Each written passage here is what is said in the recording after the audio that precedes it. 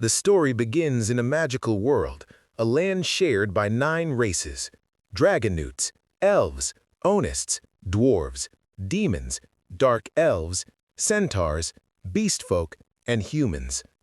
From the human race, a young adventurer named Light is born.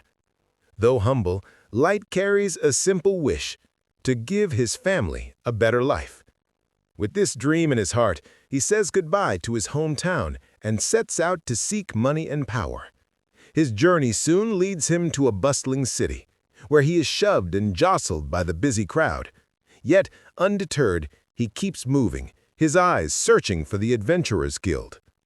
When he finally steps into the guild hall, Light approaches the receptionist and politely introduces himself. She asks if he wishes to register as a fresh adventurer. He nods, and she explains that he will begin from the lowest rank, F rank. Then she asks the crucial question: does he have a special ability? Light, a little nervous, admits that his gift is Unlimited Gacha, the power to roll random cards and summon them. To demonstrate, he calls upon his gift, and before the receptionist's eyes appears a broken fork. She stares at him, speechless. Embarrassed, Light tries to laugh it off, pretending that silverware isn't the only thing he can summon. But when he rolls again, the results are no better. Rotten snacks, spoiled food, more useless junk. His luck betrays him at the worst possible moment. The receptionist sighs and confirms bluntly that he deserves the pathetic F rank. With his adventurer card in hand, Light asks her for quests. She directs him to the guild's job board, but as soon as she mentions it, he hesitates. She notices his expression and realizes with pity he cannot read. Softening, she kindly reads the postings aloud for him. Grateful, Light eagerly accepts the boring tasks. By the end of the day, after working hard, he finally earns enough to rent a room. But just when things seem to be looking up, a gang of beastfolk approaches. They shove him down, laughing as their leader snatches away his hard-earned money. Light pleads, "Please, have mercy." But the cruel wolfman only sneers, driving a hard uppercut into his stomach. He mocks him for begging for spare change before walking off with his gang, their laughter echoing in the street. The crowd looks away. Nobody helps until a kind elf steps forward. She kneels and helps him up. Light is stunned, shocked that such a beautiful elf would dirty herself for his sake. Around them, passers-by laugh and sneer, mocking the sight. But she only helps him to his feet. Soon, more adventurers gather around. They introduce themselves as members of the Concord of Tribes, a legendary party where each member represents one of the 9 races. Geru explains this, while the elf introduces herself as Sasha. She names the others: Drago, Diablo, Ubero, Nano, Sion, and Centaur. 8 of the 9 races are already represented. Only a human is missing. Geru extends his hand, inviting Light to join them so that their fellowship can be complete. Stunned that someone would truly need him, Light accepts with joy. Before long, he's exploring the Abyss, the world's most dangerous dungeon, alongside his new companions. When a massive worm beast lunges at him, Geru swiftly cleaves it apart. Another worm sneaks up from behind, but Sasha looses an arrow, pinning it down before it reaches him. "Be more careful," she scolds, tending to his wounds as she warns him. "This dungeon could kill you in an instant." The others laugh and tease her for doting on him so much, joking that she sounds like his mother. Blushing furiously, Sasha insists, "I'm just protecting a fellow party member." Her excuse convinces no one. Drago intervenes, clapping Light on the shoulder. "Don't let it bother you. You make excellent tea for the team." His words lift his spirits, and together the party ventures deeper into the abyss. Eventually, they reach a dead end. Light assumes they're stopping for a break, so he begins preparing tea. But Drago halts him. "We don't need tea. You're out of the party." Light blinks, confused, thinking it's a cruel joke. But Drago repeats it sharply. They're kicking him out. One by one, the others confirm it. Geru tells him flatly that they don't need him. Sasha sneers in disgust at his foolishness. Even Sion and Nano mock him for being so pathetic. The demons smirk with relief, glad to finally be rid of him. Light's voice trembles. Why? Why are you doing this after showing me so much kindness? Geru laughs coldly.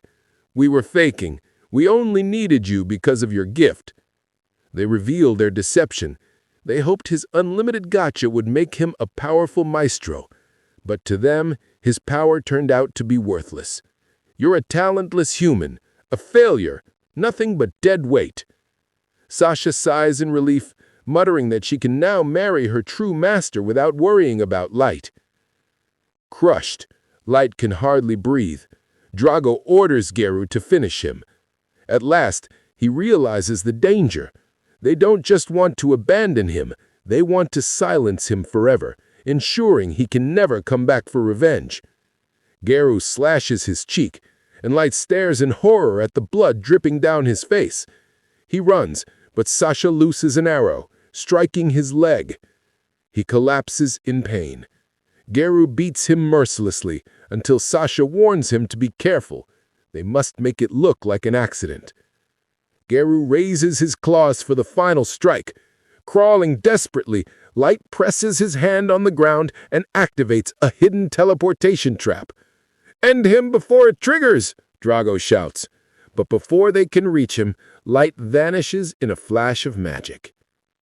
When he wakes, he finds himself elsewhere in the abyss. His body aches, wounds throbbing, blood soaking his clothes.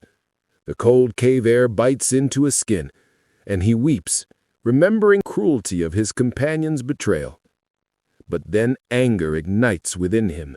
He vows revenge, swearing to cut them all down. A low growl interrupts his thoughts.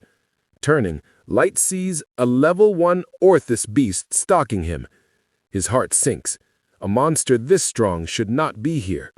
He realizes the trap has thrown him to the deepest floor of the abyss. As the Orthus lunges, he panics, spamming his unlimited gacha. Again and again, desperately praying for a miracle. Suddenly, a vast magic circle flares beneath him. The gacha roars with energy, and from its light emerges a figure. An ancient fairy descends, her presence overwhelming. She slices the monster apart like paper, its remains scattering across the cavern floor. With a graceful flick, she clears away the mess and kneels before Light. Forgive me for healing you without permission, she says softly, placing glowing hands on his wounds. I could not bear to see you injured. Light, stunned, introduces himself. She repeats his name with delight, swearing her eternal loyalty. At his request, she reveals her name, May, the ever-seeking maid. She is a level 9999 super ultra rare card, the strongest summon from Unlimited Gacha. Light can hardly believe it. His gift, which had only ever produced garbage, has summoned this impossibly powerful being. But May only smiles, insisting he deserves her power. She begs to stay by his side. She then examines his gift with her appraisal skill. Her eyes glow, and she explains his gacha isn't weak at all. It only seemed useless because the surface lacked mana. Down here in the abyss, rich with overflowing magical energy, his gacha is supercharged, making rare pulls possible. She patiently explains the gacha's card ranks, from normal and error up to extra rank and super ultra rare. Light listens in awe, realizing the truth of his ability for the first time. But when he tells her of his betrayal, of the lies, the cruelty, the taunts, his composure breaks. Tears fall as he recalls their words, their laughter, their blows. May watches, silent but aching for him, and when he collapses to his knees, she gently holds him. I cannot imagine the depth of your suffering, she whispers. but I will use all my power to bring you justice." Her voice trembles with fury as she swears she will line every one of his betrayers before him, helpless. Light shakes his head. Though her words stir him, he refuses. "I don't want revenge through borrowed strength. I want to punish them myself, with my own 2 hands." She gazes at him, seeing kindness even in his pain. But then she smiles. "If that is your wish, I will follow you. I believe in you completely." Light smiles back, his heart steadied by her faith. Together they begin. With May at his side, he summons again. Magic circles blaze, filling the cavern as more powerful tools and treasures emerge. Fueled by the abyss's endless mana, Light takes his first step toward building the empire that will carry him to vengeance. 3 years have passed since Light was betrayed and left for dead. During that time, he built an entire underground empire, a kingdom ruled by loyalty, power, and beauty. Within the abyss, he now reigns as the master of countless servants, all of them devoted to him with absolute admiration. Everywhere he walks, people bow their heads with deep respect. The streets are lined with citizens who adore him, and his maids, all of them beautiful and powerful, serve him with unwavering devotion. But his empire isn't just about admiration. It's filled with followers of unimaginable strength.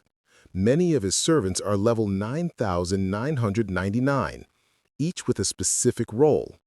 A young cat girl named Aoki tirelessly explores the land surrounding the abyss, creating detailed maps of the region. Ellie, a talented and confident mage, works day and night to develop new spells in preparation for Light's grand plan. And then there's Nazuna, a strong and cheerful warrior skilled in close combat, though her innocence and simplicity often get the better of her. Despite her strength, Nazuna's easygoing nature makes her a frequent target of mischief from the other maids. One day they approach her sweetly, asking her to do them a favor, to patrol and inspect a restricted secret area. Trusting them completely, Nazuna agrees without hesitation. She walks down the silent halls of the castle until she reaches Light's private room. There she finds Mai, the head maid, calm and capable, who's busily cleaning. Surprised to see her, Mai asks why she's there.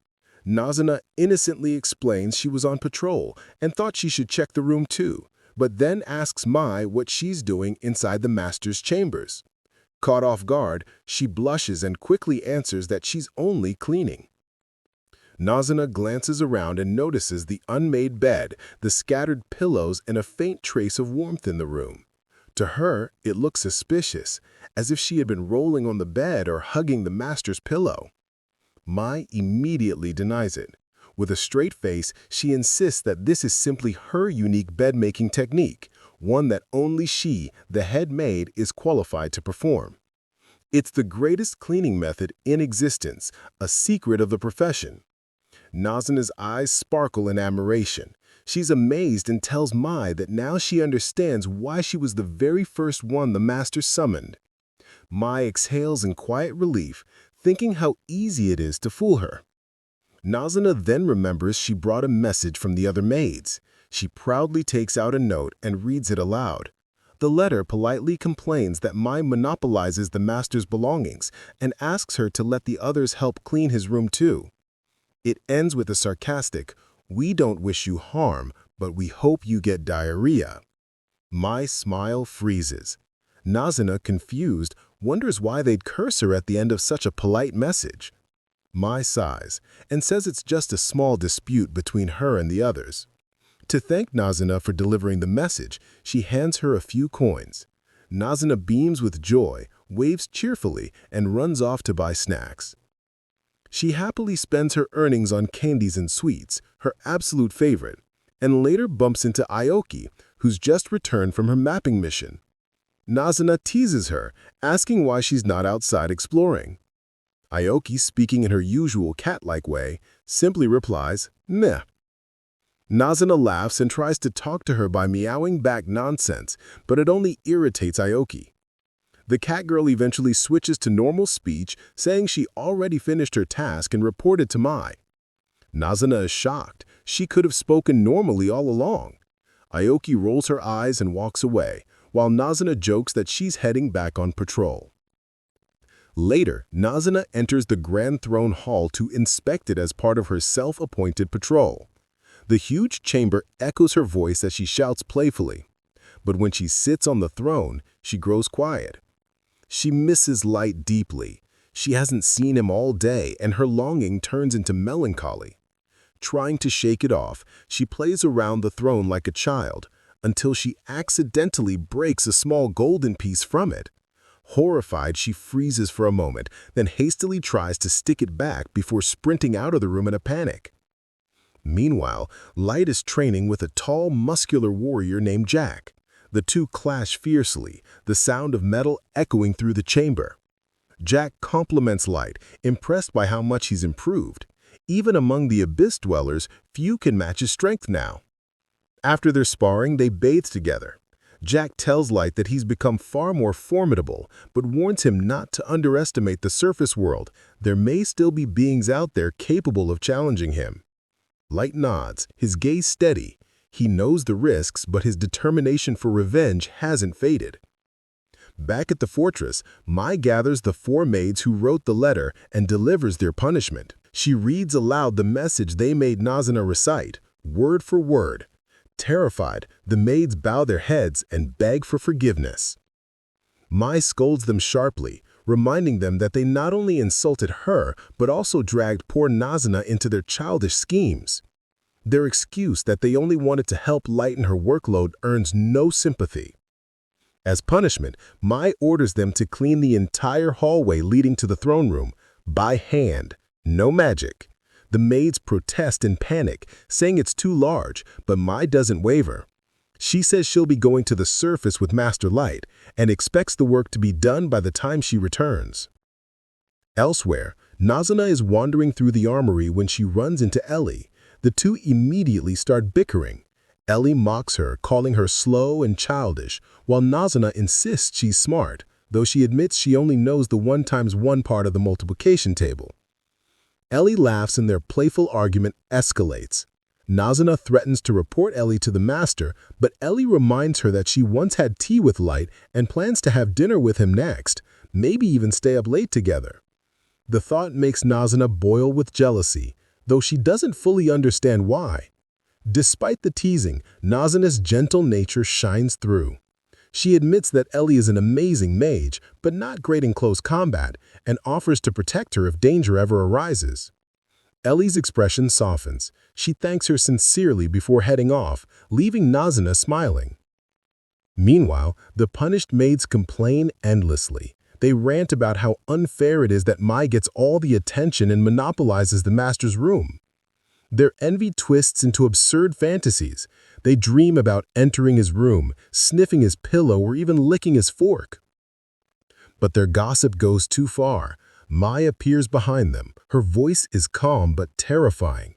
She repeats the rumors she just heard, word for word, and the maids turn pale. They beg for forgiveness again, one even promising to become her pet if she'll spare them. Mai explains that during the 3 months before Aoki appeared, Master Light spent every waking moment studying every combat technique in existence. There was no time for the kind of fantasies they imagined. She had actually returned to lessen their punishment, but after hearing all this, she changes her mind.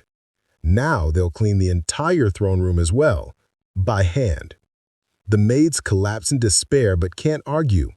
Hours later, they're still polishing the enormous golden floor, exhausted and miserable.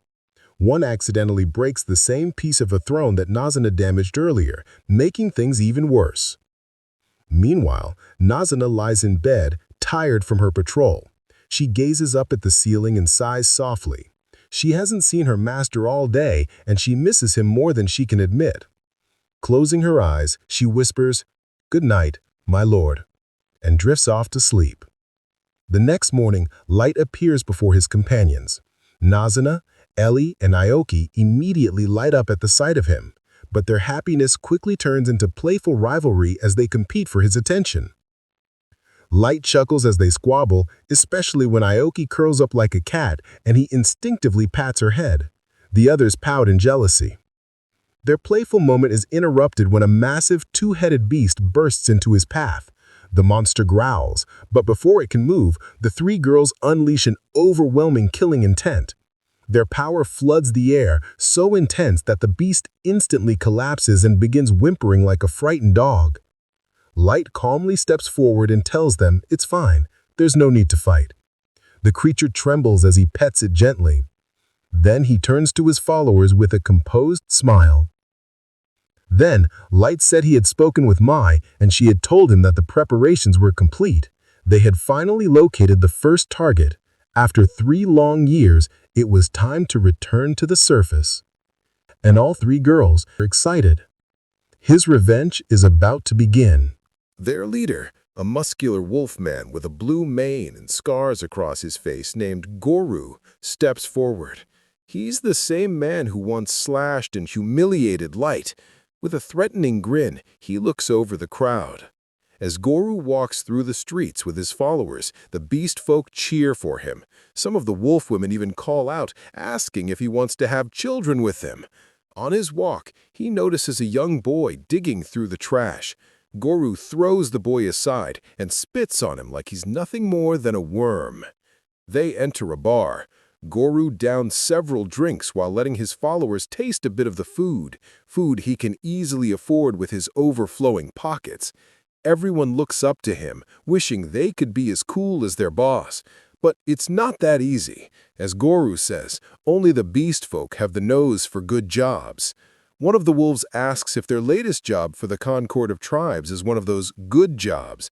Another immediately shuts him up, reminding him that Goru isn't allowed to talk about it.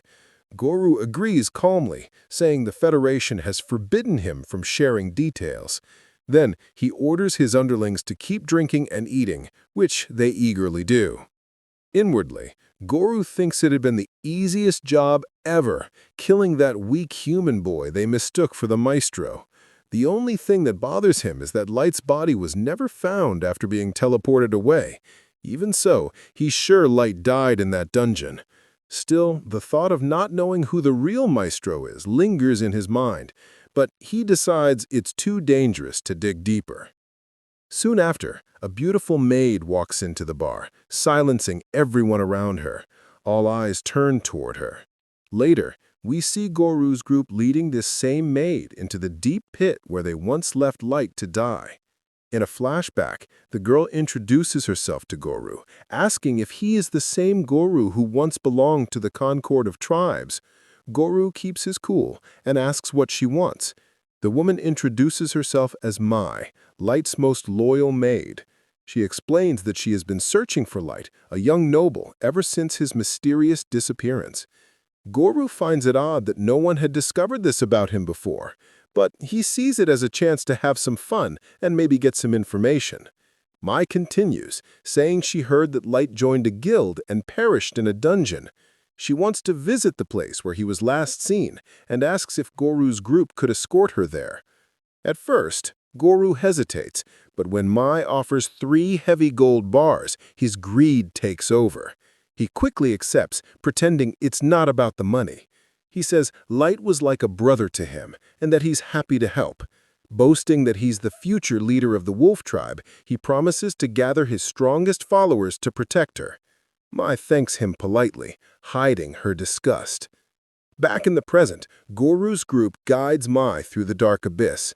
Goru imagines what he'll do to her once they reach Light's supposed grave. Finally, they arrive at the same place where Light had once been left to die. Goru explains that monsters attacked them here, that Light was wounded and fell into a magic trap and was never seen again. Mai kneels on the ground, silently mourning. Goru continues his fake speech, pretending to feel sorry, while his followers begin blocking all the exits. He's excited for what's about to happen. But Mai suddenly drops her act. She says she wished she could have worked for Goru earlier, because then she could have protected Light from monsters like you. Shocked, Goru stumbles back. He can't believe she knows about the secret attack. He yells, demanding to know if she's a spy. Mai rises, declaring that she serves light, and light alone. She warns that soon their guts will be all over the floor. Goru and his followers shiver without understanding why. The air grows heavy with power. Before Mai even acts, Goru has already wet himself, realizing he's doomed.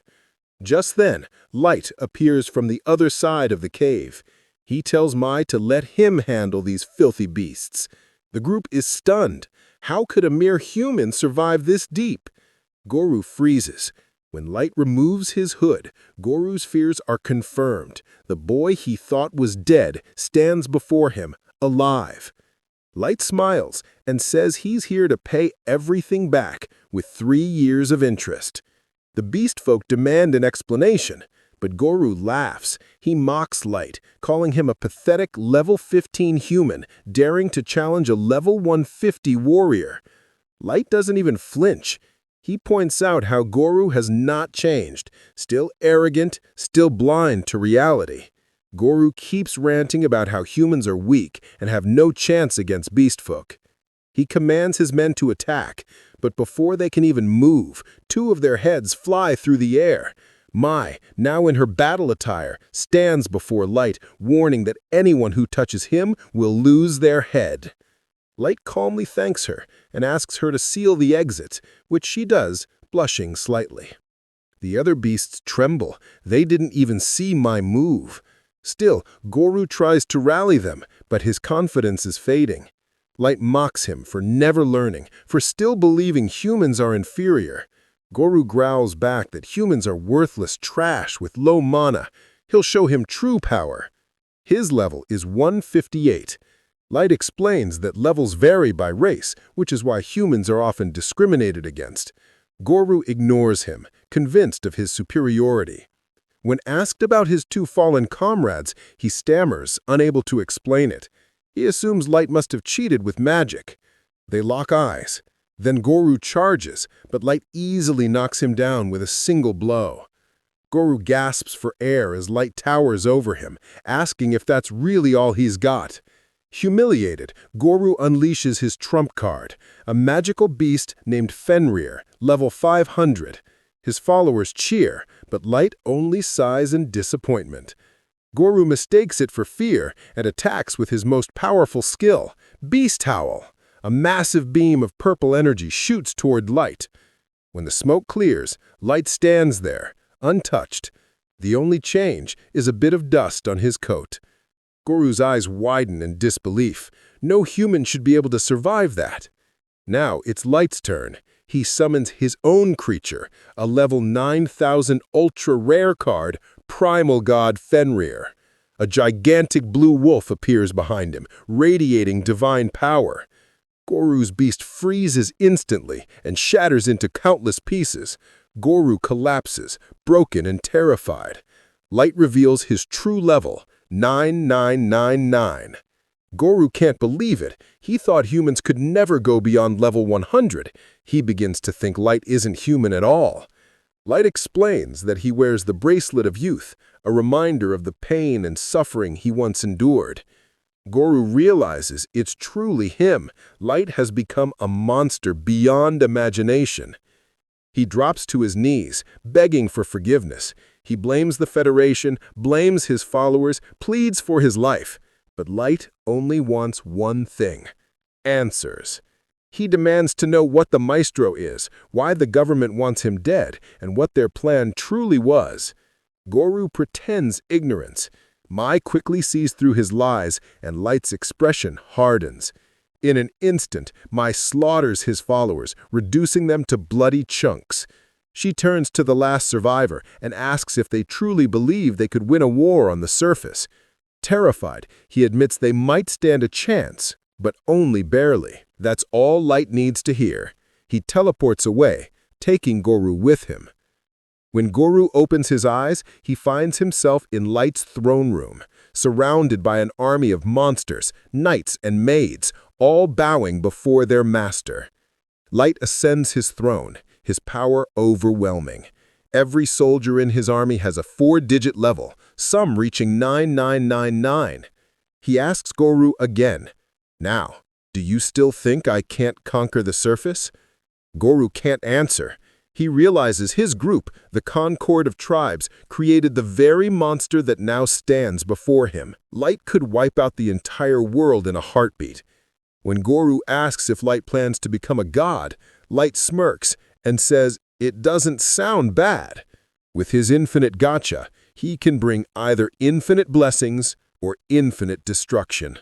The world itself will decide which it deserves by how it answers his questions. The next day, the first thing Light does after going to the surface is visit his hometown. Light eagerly runs to greet his family, but everyone is horrified to see the entire village razed to the ground by an evil party. After this traumatic setback, Light makes a spiritual grave for his departed family. As he pays his respects to everyone, Light is grateful that he didn't find his siblings' bodies so they might still be alive. Behind him, a knight called Gold tells him to hurry up since he doesn't have all day to cry for him. Ninemu gets offended by Gold's insensitive comments on their master. While the two of them bicker, Light wonders if they like each other or are genuinely just arch-nemesis. Meanwhile, Gold points out that being too polite can look fake, and nobody wants to sleep out in the open grass fields. However, Ninemu is totally ready to spend time with Light wherever he goes. Her determination hurts Gold's pride, who also declares that he'd follow his master to the deepest pits of the underworld since he has sworn complete loyalty to him. Still, he doesn't feel like sleeping in the open, and Light breaks their conversation, reminding them that they need to find out who destroyed his village. He thinks that although their military power is enough to defeat all of the 9 races combined, they shouldn't act until they've learned more about the hidden strengths of the other nations. In Light's mind, the destruction of his village is also related to the hidden powers of the world, who are interested in his master's status. Angered by the loss of his parents, Light releases a bloodthirsty aura, but Gold reminds him to keep it in check. He agrees and puts on a fool's mask accessory to hide his identity, promising his parents that he'll avenge them. Once they're done with preparations, the trio starts flying towards the city of Dagas. On their way, Ninemu accidentally calls Light by his real name, so Gold reminds her that she should call him Dark to hide his real identity from the 9 races. Light thinks that he should raise his adventurer rank as Dark in order to get more secret intel from the guild. His 2 servants agree with his plan, and they soon spot the city of Dagas. In order to avoid making a scene, they land on the ground and walk the rest of the way on foot. However, they encounter a group of bandits mugging a poor merchant and his son. The bandits immediately notice the shining Gold Knight staring at their faces and instantly call him out. Ninemu gets angry at Gold for causing trouble, but he laughs and easily ties up the bandits. Overjoyed to be saved, the merchant thanks Light and his party by allowing them to ride his carriage to Dagas. While they ride, the merchant's son praises Gold and Ninemu for defeating the dwarves so easily, but she tells him that their master is even cooler than they are. Meanwhile, the merchant feels curious if Light's party is an experienced group that will explore the dog's dungeon, since it's the city's specialty. Light tells him that they're not registered yet. The man is shocked to hear this and offers them some information on the world's countries. It turns out that Dagas is a town on the Dwarven Kingdom's southern border, which is next to the Human Kingdom to the east and the Elven Kingdom to the south. Although all 3 kingdoms have had beef in the past, the dog's dungeon has some great loot which has attracted adventurers from all over the region. As the merchant finishes his explanation, they reach the dog's gate and Light's party gets off to walk the rest of the distance on foot. Before leaving, the merchant introduces himself as Colonel and invites their party to stay the night in his inn if they need a place. Meanwhile, they start heading to the Adventurers Guild, noticing all the dwarf and blacksmith shops on the way. Once they enter the guild, Light's party feels surprised by all the people there, but everyone else starts avoiding them like the plague. Light realizes that humans like him are treated poorly in this city as well, but he decides to register anyway. The guild receptionist starts him off at an F rank, which completely pisses off Ninemu. She starts yelling at the poor receptionist to give her master an S rank, but the receptionist reminds her that everyone has to start at the lowest rank. Thankfully, Light steps in and accepts his ranking before Ninemu can embarrass herself any further. Once they're finished with the registration, she starts crying because she made her master look bad in public. Gold rubs even more salt in her wounds, so Light stops him from bullying her. Afterwards, they head to Colonel's Inn to get some rooms. His son happily leads the group to his father, who asks if he can do them any favors. Light asks Colonel if he can rent out the entire top floor of his inn for complete privacy, even from the staff, as payment. He offers Colonel a huge bag of gold, but he refuses to take money from somebody who saved his life. However, Light insists, so Colonel accepts his generous payment and agrees to arrange the top floor for him. Once Light is in the top room, he casts a bunch of magic spells to isolate his space from the outside world for complete privacy. As he stretches freely in his chair, Ninamu asks if it's truly safe for Light to explore the surface while exposing himself. She thinks that he should just stay in the safe fortress of the abyss and let them handle the work on the surface. But Light stops her. He asks Ninamu if she's going to stop him from personally taking revenge and gets up in rage. Feeling his anger, she realizes that she has committed a grave mistake and instantly drops to her knees to apologize. While Light coldly glares at Ninamu, Gold breaks the tension in the room with his charming laugh. It breaks Light's anger as well, and he gets down to comfort Ninamu. However, she still thinks that she has gone too far as his servant, so she decides to retake her pledge of loyalty as an apology. Ninamu gets down to kiss his master's feet, and Light silently allows it, feeling embarrassed by the unnecessary ritual. Watching her get into it, Gold wonders if Ninamu is secretly enjoying licking his feet, which ruins the atmosphere even more. The next day, the group starts heading out to the dog's dungeon as everyone around him notices the strange mask. Light realizes that his disguise isn't perfect. Unfortunately, they're too late to enter first, so they have to wait in line like a bunch of peasants. Gold notices that there aren't many elves in line, so Light points out that the Elven Kingdom has been at war with the dwarves over this dungeon, so tensions are high. Ninamu praises her Glight's brilliant detective skills, but he asks her if it's appropriate to press her chest against his back, as she says that it's absolutely necessary to protect his rear. A shady bunch of adventurers cuts in line in front of them. Watching the three hooded figures, Light deduces that two of them are a couple of chumps, but their big leader is a serious threat. Even some of the other adventurers consider calling them out for cutting in line. Light gets in front and asks them to get back in line politely. The elf leader gets offended and asks Light if he knows who he's talking to. Naturally, Light points out that he doesn't know them since they're literally hiding their faces under their hoods. He also notes that if he's someone of high status, he shouldn't be doing shady activities that would ruin his family name. Backing their master, Gold and Ninamu also tell the adventurer to get out of the way. But the elf thinks that they're just a bunch of insects before he can unsheath his greatsword. His partner stops him, reminding him not to make a scene. When the hooded elf finally gives up and leaves, the rest of the adventurers thank Light's party for removing him. The party in front of Light apologizes for being unable to stand up to them, but Light says he just got rid of the trouble for everyone. They feel a bit better from his comfort, before one of them curiously asks if Gold's armor is truly made out of gold. The party leader silences his blabbermouth member, but it's already too late, as Nemumu explains that his armor isn't actually made of gold, since gold is too soft to make strong armor, but Gold doesn't mind using just the color. Then, the kids ask Light if it's his first time entering the dungeon, and he confirms it. The kid isn't surprised, since everyone else brings lots of camping supplies for the long trips into the dungeon.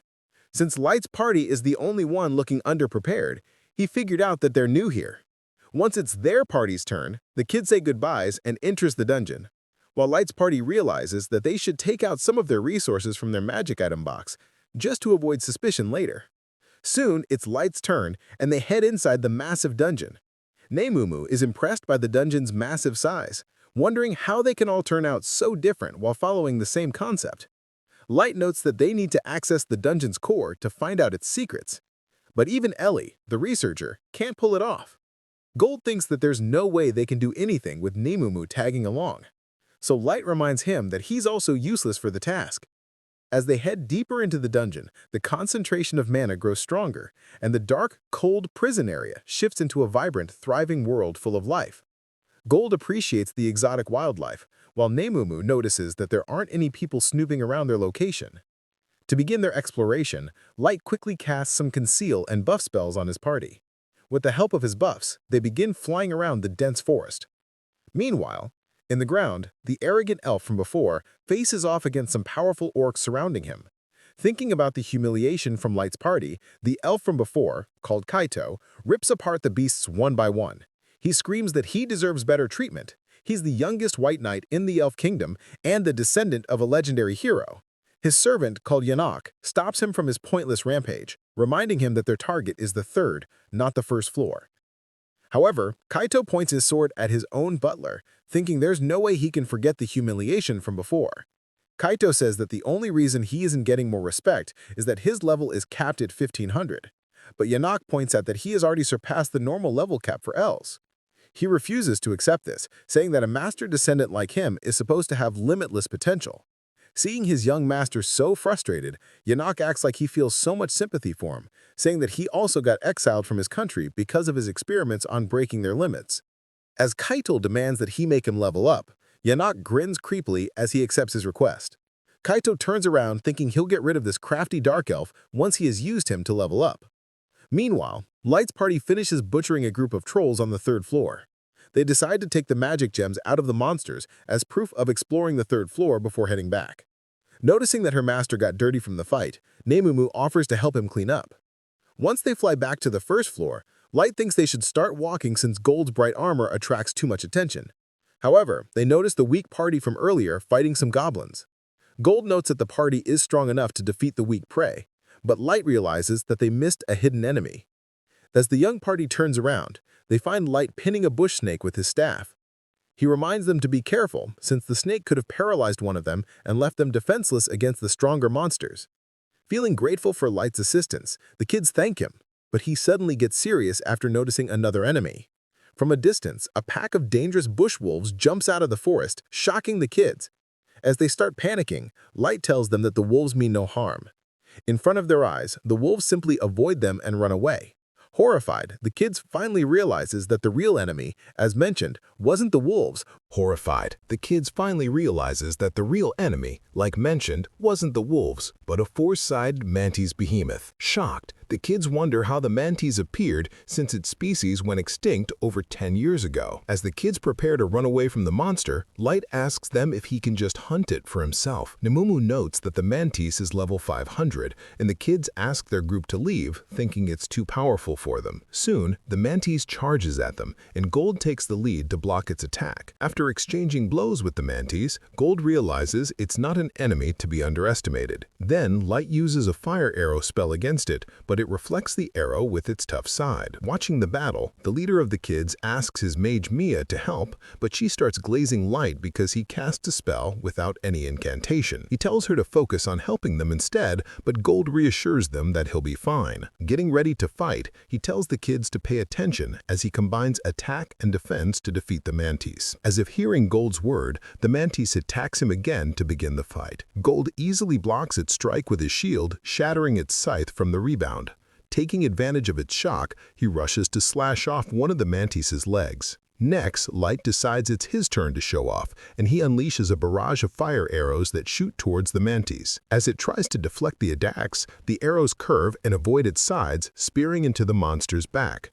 Mia watches in awe as Light controls over 30 homing arrows, gathering them to destroy the mantis. Feeling overwhelmed, the monster runs off to protect itself. However, Light stops the poor bug with a firewall, so it jumps above the flames to fly off. Finally, Nemumu jumps after the mantis, easily getting to a higher height. Clutching her daggers, she slashes it apart in a single strike, shattering it into pieces.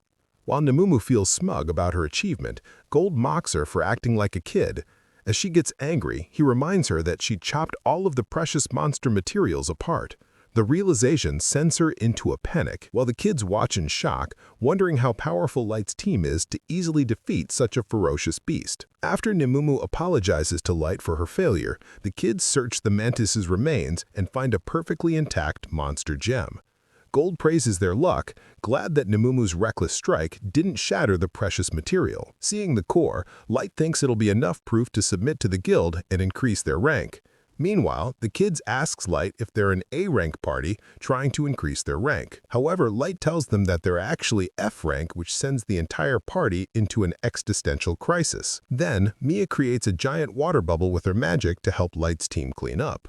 Gold tells her his shiny armor is as brilliant as ever, so Light steps up to wash his dirty hands. He asks the rest of the kids to wash up with him. Grateful for their little gift, the kids tell it's no big deal since he literally just saved their lives. Then they offer to let Light stay with them during the night since it's getting dark. Light doesn't wish to burden the kids, but their leader reveals that his sister Mia is itching to learn about his insane magic techniques. Seeing her eager look, Light agrees to stay and joins them around a campfire to have dinner. Light tells Mia that his parents are genius mages, saying that she also has a lot of talent for magic.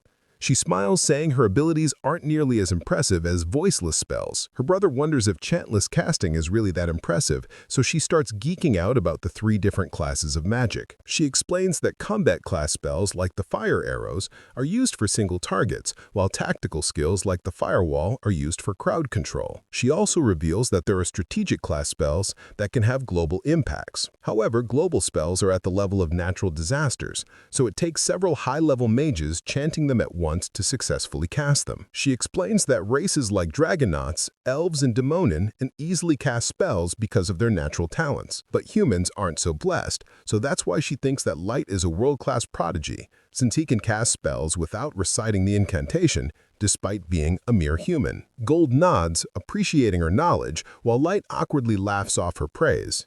Finally, after Mia settles down, her brother says that no matter his powers, Light seems like a kind man. To cheer up his sister, he tells her she'll surely succeed after getting admitted to the Duchess Magic School. While Mia is embarrassed, Light gets curious about the Duchy since it's the joint nation created by all 9 races. Gold also thinks that Mia must be quite talented if she can get admitted to the best magic school in the world. Her brother explains that although she got admission, she could never study at the school because her parents, who were paying for her tuition, died in an epidemic. Thus, the 2 of them were left to fend for themselves and created an adventuring party with Gimra and Wordy to earn money. However, he feels hopeful that with enough money, he can eventually send Mia to study at the Duchess Academy and fulfill her dreams. Feeling like a burden, Mia tells her party to take it easy instead of focusing so much on her. Watching the brother and sister take care of each other, Light remembers his own younger sister. He tells the kids to keep going since he believes that they'll make it big with their talents. Light also praises Mia's talents, but she thinks that he's just being nice to her. However, he assures her he's serious and his words give her a bit of confidence. Soon after, the party leader asks Light why he chose to become an adventurer, and Light begins to recount what happened to his family. Namumu tells them that the fire that killed Light's family left him with burn marks, so they're traveling with him to get his treatment. Gold explains that he and Namumu received help from Light's family, which is why they're helping him to pay off their debt. As Light's tragic backstory finishes, the group's cheerful atmosphere suddenly burns out. To change the subject, Gimra curiously asks if Namumu and Gold are married. Namumu instantly rejects this idea, saying there's no way she'd ever like a narcissist like Gold. Gold agrees, saying that he also doesn't like her since she has both the body and attitude of a little brat. Thinking he's got a chance, Gimra proposes to Namumu, but she tells her her heart belongs to Light. Gold chimes in, saying that it would be the biggest waste in the world if she dirtied their master, and they continue bickering throughout the night. Somewhere else, Kaito cuts down a monster and Yanak praises him. However, Kaito gets mad at him, saying his legendary sword Grandius is made for slaying heroes, not weed-whacking. To calm him down, the Dark Elf reminds him that he needs the samples from these monsters for his research on breaking the level limit. With the monster samples complete, Yanak thinks it's time they start collecting samples from the human race next. A few weeks later, Light returns to the Adventurers Guild with a bunch of resources he got from the dungeon. The receptionist fawns over Light for the precious materials, and Namumu tells her that her master definitely deserves an S+ rank for his achievements. Light ignores his overzealous servant and asks the receptionist to prepare the payment for the materials. So she tells him to have some tea while he waits. As they return from the guild, Light's servants notice how much the guild's attitude has changed. While they walk through the city, everyone in the street whispers about them, knowing that they defeated the fearsome Mantiitis. As Light feels pleased with the fame he has gained, a group of adventurers gathered near the dungeon asks if he's from the Black McFally. This name confuses Light, so the adventurers explain that the townsfolk have given this name to his party. Namumu instantly gets in front of them, thinking they have ulterior motives. However, the adventurers assure them they mean no harm and introduce themselves as Suvelin and Gilbert. Suvelin wants to know how Light got so deep in the dungeon and defeated the Mantiitis, but Gilbert doubts that the news is actually true. This enrages Namumu, who points her dagger at his throat and asks if he's calling her master a liar.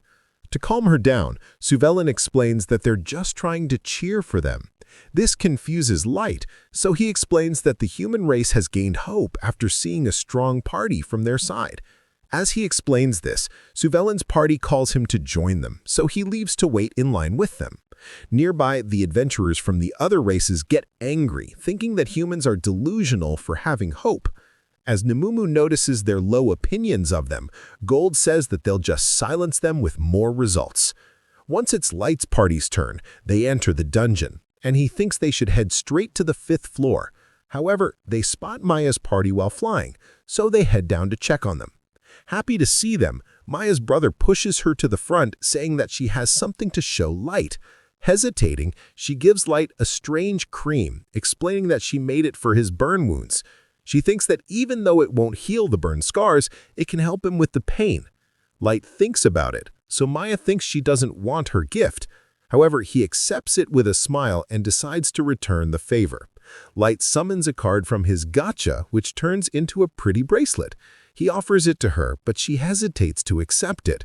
With some encouragement, she finally puts the bracelet on her hands, pleased with how pretty it looks, saying that she'll treasure his gift forever. Maya thanks Light with a smile before his party leaves. Later that night, Nemumu asks Light if it was a good idea to give an SSR rank wish bracelet to Maya. Gold tells her that the wish bracelet can make a person's wish come true if they desire it enough. He thinks Light did the right thing by returning the young girl's favor, and Nemumu realizes that not everything is about material value. Once Light's party reaches the snow-covered 5th floor, they notice that there aren't many people there. Gold thinks that the quiet floor is great for hiding their presence, but Nemumu reminds him that his glaring gold armor isn't helping at all. Turning around, Light reminds them that they need to hunt yetis. After leaving them to their task, he teleports back home. Once he returns, the loyal 4 maids greet him in the palace. May takes Light to have tea and asks how his adventure is going. He tells her it's going fine and asks about the maids' preparations for their final war. Ellie tells him they're almost done, so Light wonders if he even needed to return home. He tells the girls to use any resources they need and continue their jobs, but Nazuna asks what her special mission should be. Knowing she's too stupid to trust with a complex plan, Light tells her to just guard the castle until her time comes. Itching for her turn to contribute, Nazuna tells Ellie to quickly finish her job since she can't make a move before her. With the prep almost done, Light sips his tea, looking forward to destroying Sasha. Meanwhile, Suvelin's party rests on the dungeon's 3rd floor at night. Suvelin asks Gilbert what he thinks about the rumors behind Light. So Gilbert says there's no way he's so powerful. However, Suvelin reminds him that they have Maya as a witness, so it's possible that Light is a reincarnation of some powerful hero. The thought of a human hero returning to the world and leading their race to victory gives both of them hope. Then Suvelin leaves to use the bathroom in the forest. Once he returns, he calls out to Gilbert, but finds his friend's decapitated head lying on the ground. He finds Kaito standing there impatiently, angry that Suvelin took so long to return. Realizing that his men died without a fight, Suvelin thinks he has no chance of surviving against the powerful elf. Meanwhile, Kaito stomps on Gilbert's head, trying to taunt Suvelin into getting angry.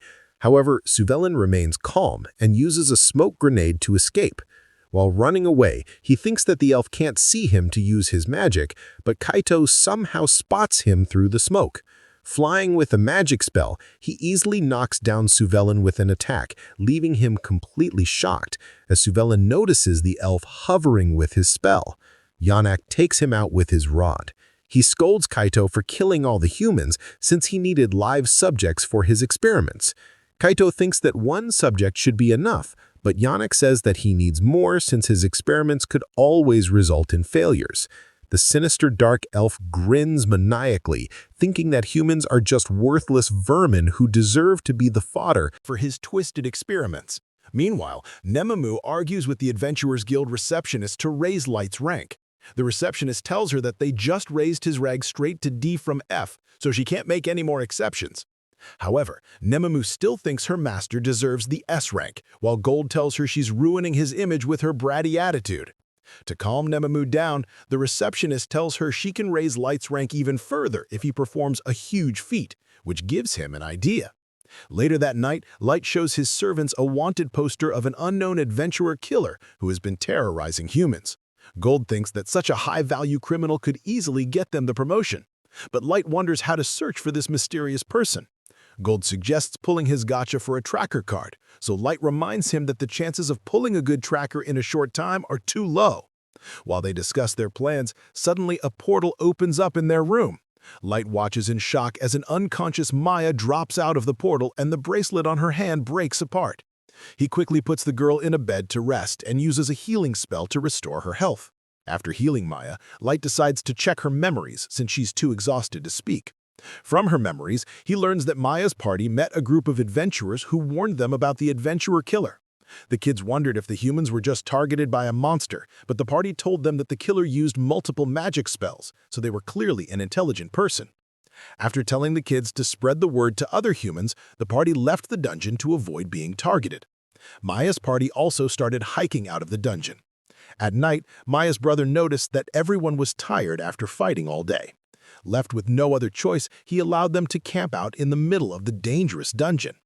Suddenly, a group of mysterious figures showed up, and among them, Yanok asked the kids why they were out so late.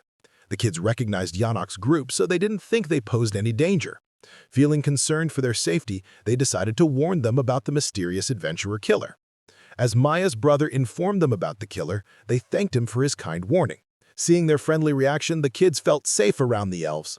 However, Kyuto suddenly said he should have covered up his actions, shocking the kids, as the two elves complained about their information spreading to the outside world. The kids wondered what was going on. Suddenly, Yanok's voice turned cold, and Kyuto pulled out his sword, exposing himself as the adventurer killer. The kids felt their blood run cold, and the boys told Maya to run while they held off the elves. Seeing his bravery, Kyuto felt enraged as Maya's brother charged at him. He mercilessly slashed the young boy's stomach, and Maya screamed in grief at her brother's death. Then the other two boys tried to hold off Kyuto, but he slashed them down as well. Watching them heavily injured, Maya felt frozen to the spot. However, the injured boys got back up and tried to fight to protect Maya. Seeing her remaining friends rush toward their deaths, Maya screamed for them to stop. Ignoring her cries, they kept going, but Kyuto ruthlessly cut them down despite Yanok's warning. When the two fell dead, Yanok scolded Kyuto for killing his test subjects. Kyuto scoffed, saying that he never planned to spare anyone who dared to fight for their life. Yanok still felt upset by his reckless actions, so Kyuto reminded him that he had left Maya alive, so he turns to the girl and tells Yanok that he could have some fun with her. However, Yanok felt disgusted by his behavior and left him alone to enjoy his twisted fantasies. When Kyuto prepares to violate the poor girl, Maya tells Kyuto to back away from her, but the narcissistic elf thought he was doing her a favor. Thinking that an inferior human like her didn't deserve his favor, he starts mocking Maya and tells her to thank him. The terrified girl resigned herself to her fate, but suddenly her brother's weak voice rang out. Surprised, Kyuto looks back and sees that Maya's brother somehow survived the deadly slash. His ability to survive so long caught Yanok's interest, so he tells Kyuto he wants the boy for his research. Although Kyuto felt annoyed, he agreed to let the boy alive. Meanwhile, Maya's brother tries to convince Maya to escape one last time, and she shed tears watching him sacrifice himself. Finally, she gets up to run, and Yanok tells Kyuto to capture her target, grumbling that he didn't like his orders. Kyuto prepares to catch her, but Maya's brother tried to attack him. As Kyuto shrugged off his weak attack, Yanok reminded him that he needed both siblings alive. Kyuto nodded, thinking it was too difficult to capture moving targets. However, Maya's brother started mumbling about battle strategies, which left the elf confused, as he recalled Gold's advice to use a shield and sword together. Maya's brother decided to combine both his offense and defense. The strategy gives him a burst of confidence, and he charged to Kyuto. The shocked elf barely avoids the young boy's surprising speed, but suddenly he brought his shield out of nowhere and knocked him to the ground. As the proud elf landed on his butt, he stared at Maya's brother, who laughed in triumph. Enraged by the blow to his pride, Kyuto took his anger out by piercing the little boy with a full-power strike. As the poor boy gasps from the unimaginable pain, Kyuto marched to finish him off, but Yanok stopped him. He reminded the enraged narcissist to catch Maya before she could spread the news outside the dungeon. As Maya blindly rushed to the dungeon's exit, Kyuto's sword suddenly blocks her way. As he hovers behind her, he declared that he'd punish her for trying to escape. Kyuto proudly revealed that he could corner her because of the Elven Kingdom's greatest treasure, Grandios, while Maya looked on in horror. As he approached her, Maya decided to do everything she could to escape for the sake of her friends. After focusing intensely, she summoned an icicle spell to attack Kyuto, but he easily shattered it. Using the moment of distraction, Maya tried to run again, but Kyuto knocked her down. He proudly told the girl she should accept her fate as a legendary hero's servant. However, she firmly told him he's a loser who could only bully the weak.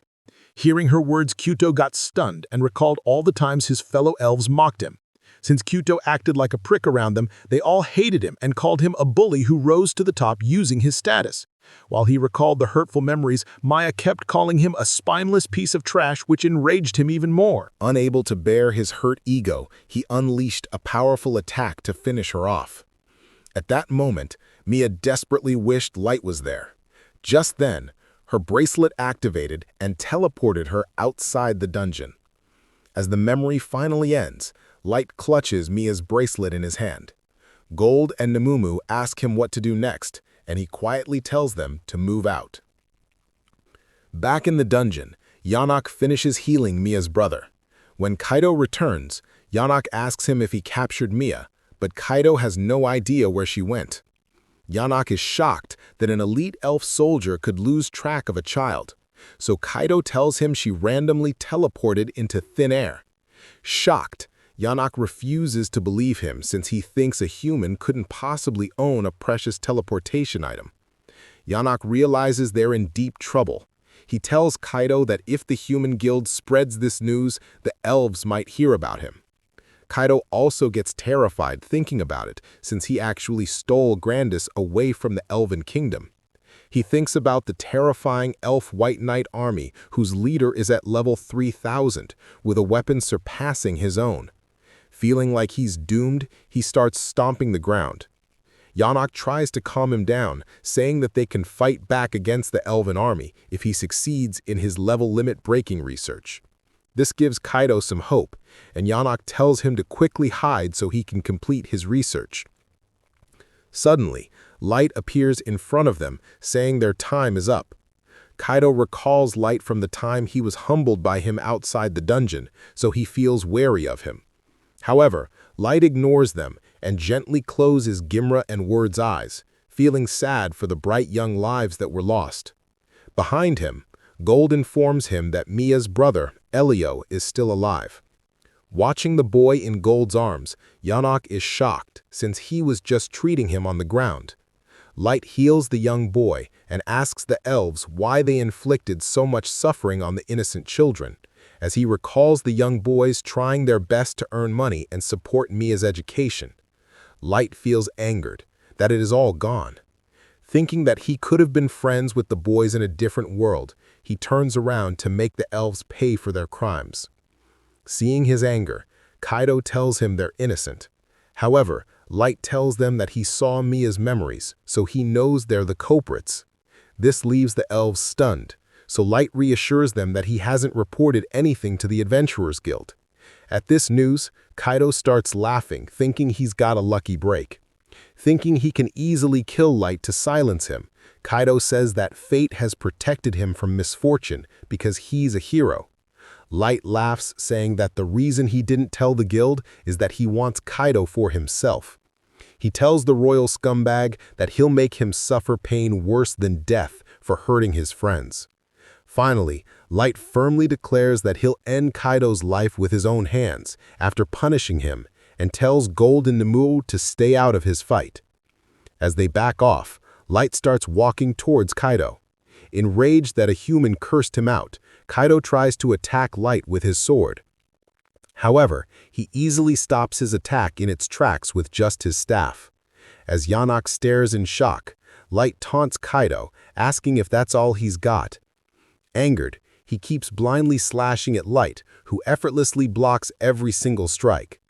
Watching the battle, Yanok thinks there's no way that a human child can defend against an elf soldier's attack so easily.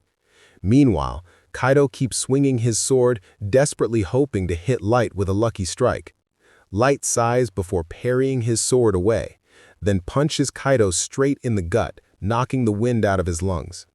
Light taunts him, saying that he should try not to die from his practice punches. Despite getting thrashed like a kid, Kaido still thinks he's superior to humans. He gets back up and summons his grandest, which creates several magic swords in the sky. With the magic weapon's power, Kaido thinks he's invincible against Light, and launches the swords towards him. The attack's power surprises Light, so he starts dodging them. As each sword strike lands on the ground, it creates a different elemental effect. However, Nemumu still thinks that Light can handle it with ease. In the air, Light praises the sword's power, but he thinks it's not powerful enough to threaten him. Suddenly, Kaido appears behind him, so he quickly blocks his attack. Watching Light block it, Yanok feels disbelief that he defended an all-out strike from Kaido's magic sword. Finally, Kaido accuses Light of cheating, saying that he fights like a warrior even though he's dressed up as a mage. He starts stomping his foot in anger, thinking that humans are a bunch of scumbags who cheat their way to victory. Confused, Light tells him that he is indeed a mage, but Kaido refuses to believe him. Watching the elf so frustrated, Gold feels pity for Kaido, since Light's unlimited cards allow him to fight in any situation. Suddenly, Light creates multiple ice swords to attack Kaido, who tries to block it with his Grandis. The ice spikes rush forth, easily destroying each of Grandis's clones in front of the shocked elves. Refusing to give up, Kaido unleashes one final strike at Light, but Light destroys it along with the rest of his hopes and dreams. Seeing Light manipulate his ice swords as a barrier against Kaido's attack, Yanok felt numb from witnessing such overwhelming power. Finally, Light asks Kaido if he's done throwing his tantrum, and Kaido goes insane with rage.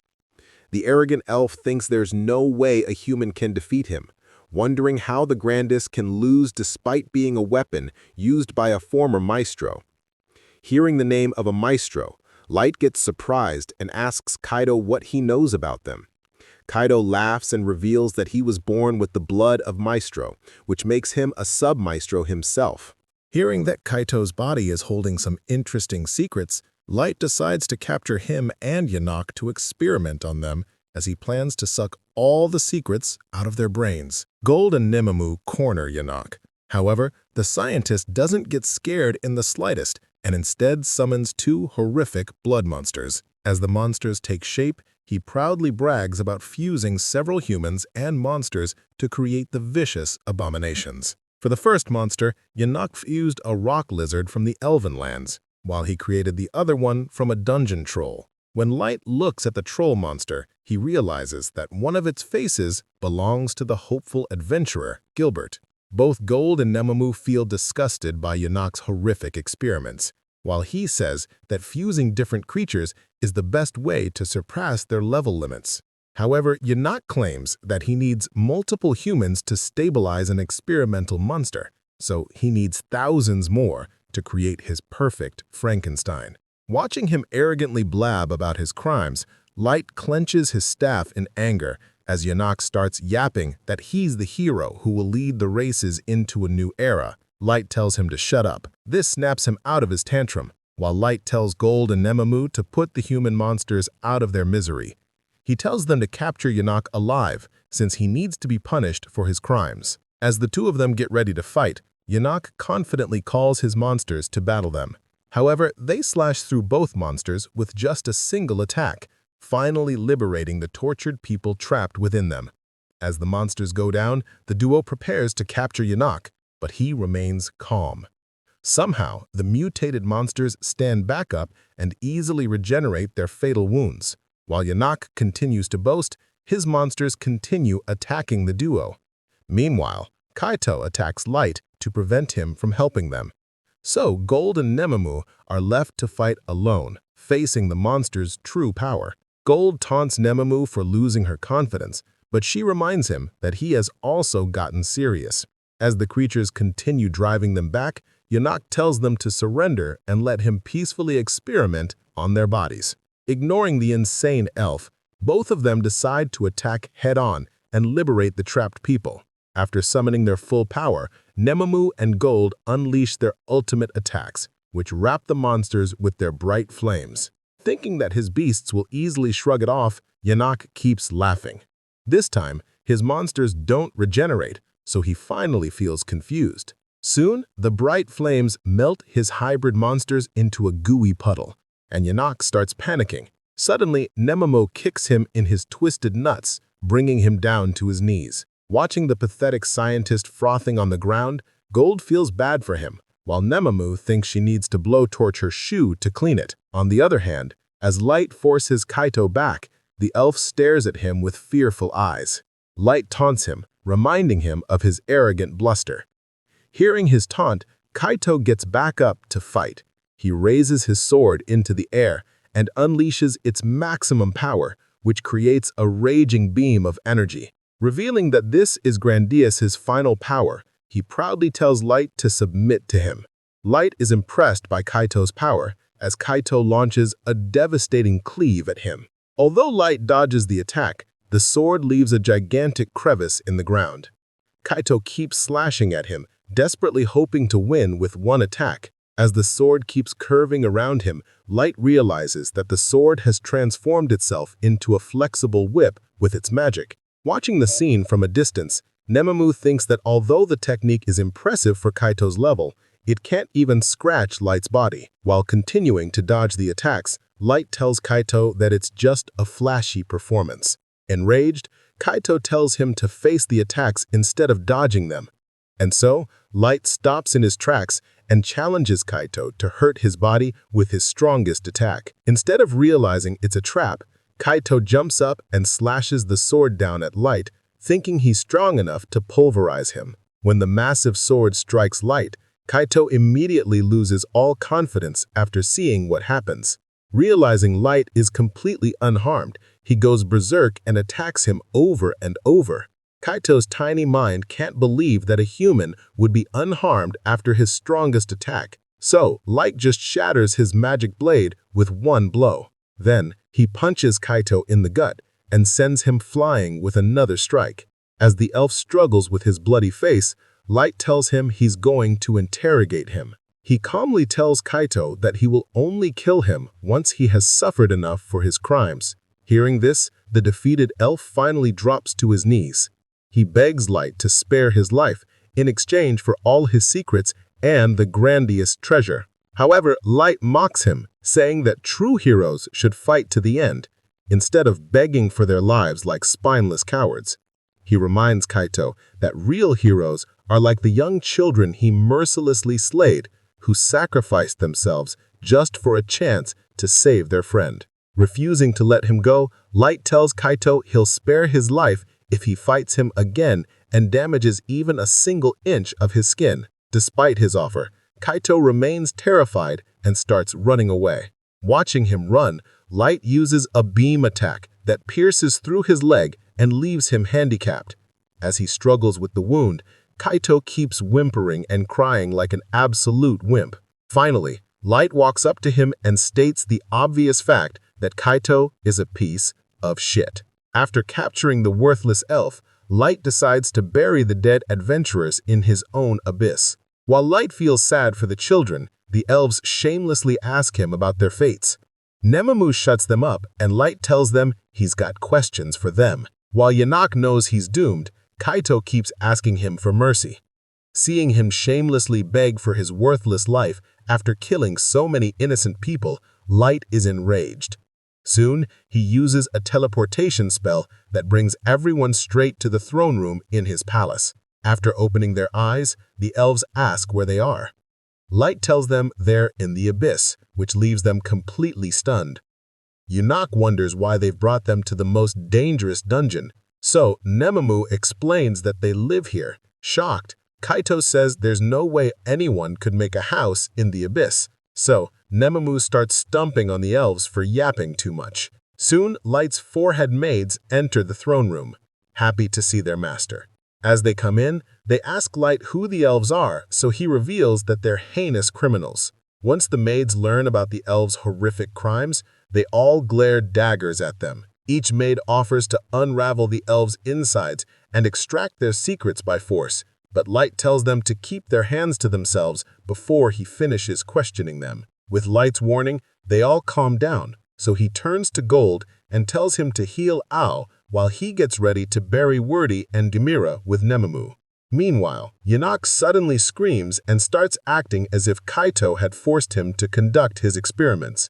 Shocked, Kaito also reveals that Yanak is the one who made him capture all those people as test subjects. As the two of them start fighting to prove their own worth, Light interrupts them. He reminds both arrogant elves about their past actions when they went around killing whoever they wanted. He asks them if their helpless victims also asked for mercy, which leaves them speechless.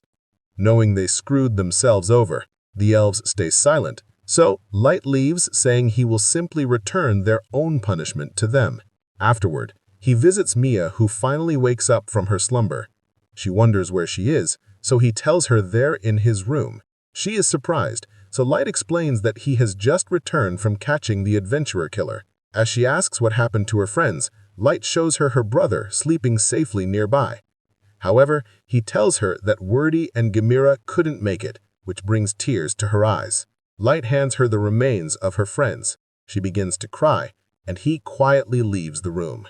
Walking in the hotel's hallway, Light thinks it's his fault for being so focused on revenge. He thinks that if he cared a little more for the people around him, he could have avoided hearing the painful sound of someone crying. The next day, Light informs the guild that the adventurer killer is actually a pair of elves. With the information he gathered, the receptionist thinks he deserves a promotion straight to the S rank. He is surprised, since he couldn't bring back any proof of capturing the criminals. However, she thinks his intel alone and the two victims he saved from them are enough for the promotion. Later that night, Light talks to Mia and Ao at the inn. They inform him that they're leaving and sincerely thank him for all his help. Light wonders what they'll do next, so they reveal that they'll return to their hometown. Surprised, Light thinks they could easily find a new party. However, Mia says she's traumatized by her experience in the dungeon. She also thinks that her friends, Gimra and Wordy, gave her the courage to go on adventures in the first place, so she can't do it without them. Alio nods since he also doesn't want to continue without his friends, planning to return their remains to their hometown. Then, Light wonders if Mia will ever go to a magic school, so she tells him she'll self-study magic instead. After telling Light she'll be much stronger the next time they meet, Mia quietly asks if he will truly see her again. Light smiles and reassures her that they will, and she smiles back at him. The next day, Mia and Al leave the inn, and Gold tells Light not to worry about them. Nemamu nods, thinking things will be better the next time they meet. Light agrees, thinking that he'll take the siblings to Wordy and Gamera's real graves once he can reveal his true identity to them. Then he turns around and informs Gold and Nemamu that he's heading back to the palace. After returning, he meets Ellie and May and asks them what they learned from the two elves. Mai hands him some papers containing all their findings, and Ellie explains that she used forbidden magic to draw the information from their brains. Mai also reassures him that she thoroughly interrogated the elves to double-check and verify all the information. As Light looks through the papers, Ellie explains that sub-maestros are simply those who have a blood relation with a maestro. While Ellie concludes that this blood relation allows sub-maestro to level up quicker than their peers, Mai reveals that a maestro could destroy the entire world if left unchecked. Light gets confused by this, thinking there's no way one person could destroy the whole world. As he wonders if there is more than one maestro alive in their world, the girls explain that they only got this information from a fuzzy memory. It turns out that Kaito heard this information from the Elven White Knight captain.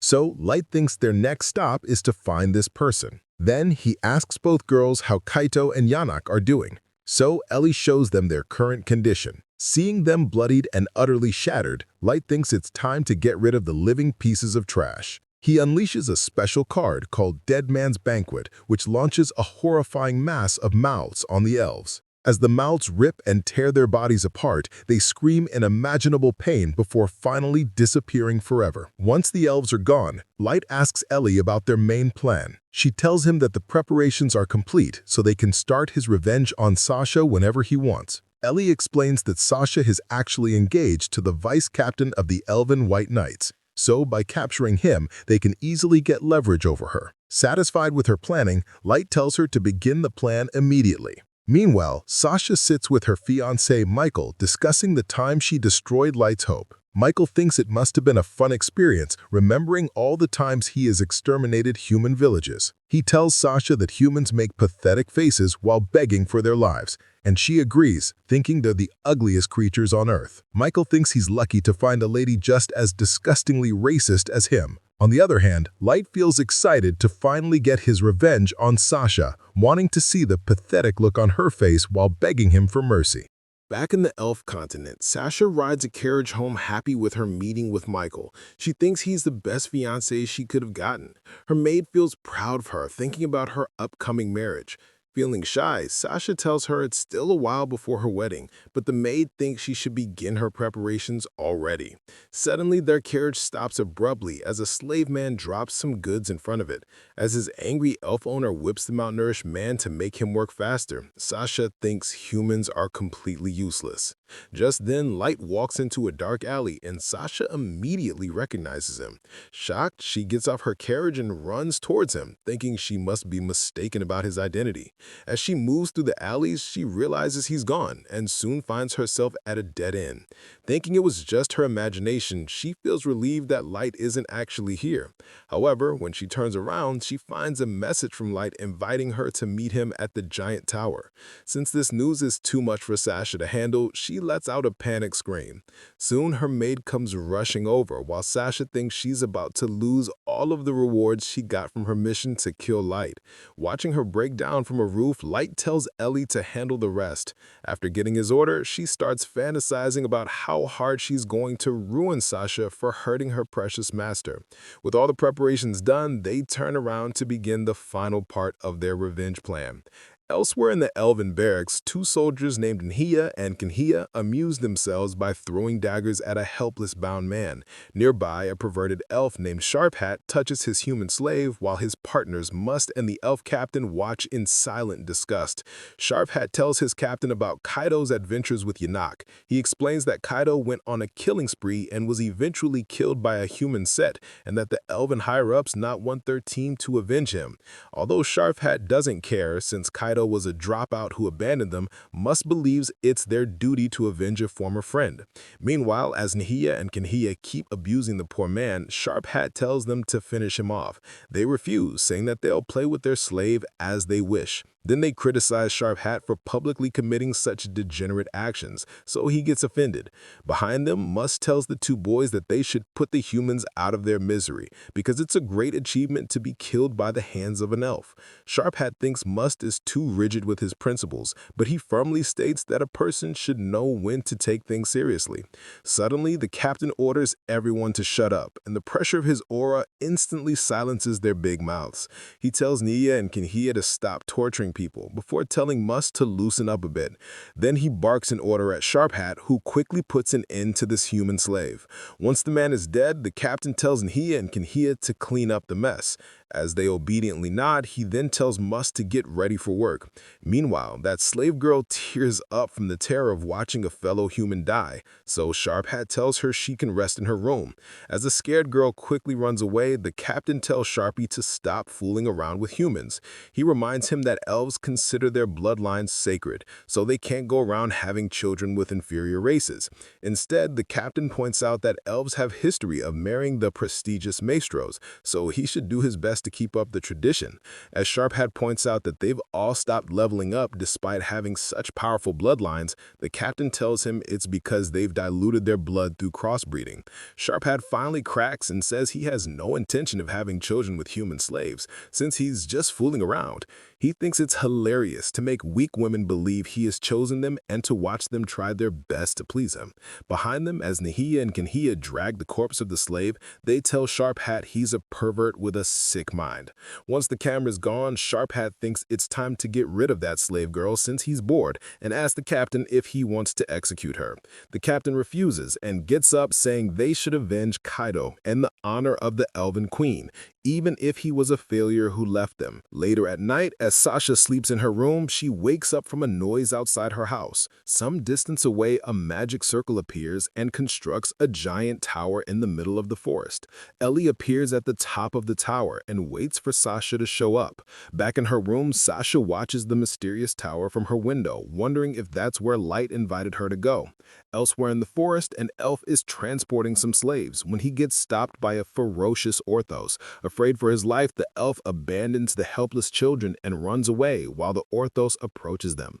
The next day, the driver heads to a tavern where people discuss that their forest has been swarmed by dangerous monsters. As one elf wonders if the monsters are spawning from the giant tower, the other one tells him that their queendom can't even investigate it because they're short-staffed. Throughout the city, the queendom's officials have put out bounties in exchange for information on the strange tower. As Light takes a look at one of these posters, he feels surprised that so many elves have gathered to take on the dark challenge. Nearby, two elven adventurers get the hots for Nimumu, so they start flirting with her. As they brag about being level 150, they tell her to ditch Gold, the metal grandpa, and the boy next to her. However, she coldly refuses them, so Light politely asks the elves to leave her alone. Angered by their refusal, they try to attack him, so he stops them with a thunderbolt spell.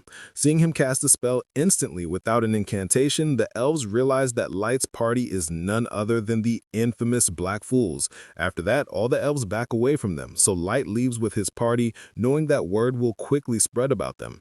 While they walk away, Light hopes that Aoyuki is handling everything just fine.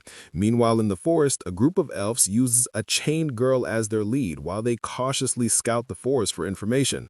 Although one of them feels scared of the dangers, the other tells him that they'll just use the girl as bait to escape any monster attack. While the elves think their plan is foolproof, the girl stumbles and sits down to catch her breath. However, her master threatens to beat her, so she gets back up to walk again. As the elves spout arrogant nonsense about humans being useless, some saliva suddenly drips on his hand. Surprised, he looks up at the huge monster above him, right before his worthless head is crushed into bits. Watching the Orthos monster easily lift up their lifeless friend's body, the other elves remain frozen in fear. Then the monster kills both of them and approaches the young girl. Seeing the ferocious monster, she thinks her life is over, but it leaves after sniffing her scent before she even has a chance to celebrate.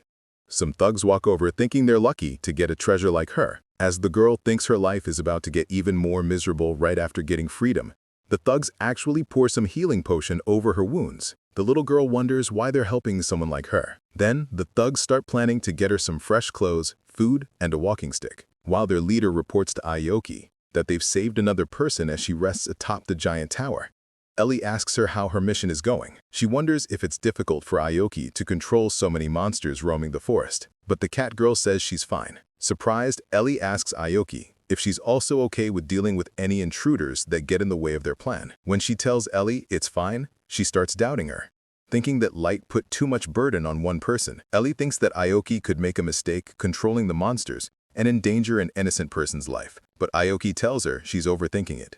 Then Ellie asks her if their only purpose is to act like Light's puppets without a second thought. So Aoki tells her that's exactly what they're supposed to do. She thinks that no matter what, they should always obey her master. But Ellie thinks that she's being too extreme by acting as a pet for him. Angered by her defiance, Aoki threatens to kill her for doubting their master's plan. Completely unafraid, Ellie asks Aoki if she truly thinks she can beat her. The cat girl tells her she's going to try, and things get serious between the two of them. Before they can begin a bloody death match, the thugs call Aoki after reaching the base, so they both calm down. Down at the base, they hand over the rescued girl to an old man who is taking care of all their rescued victims. As they leave her at the foster home, the girl thanks the thugs, and they tell her to take care.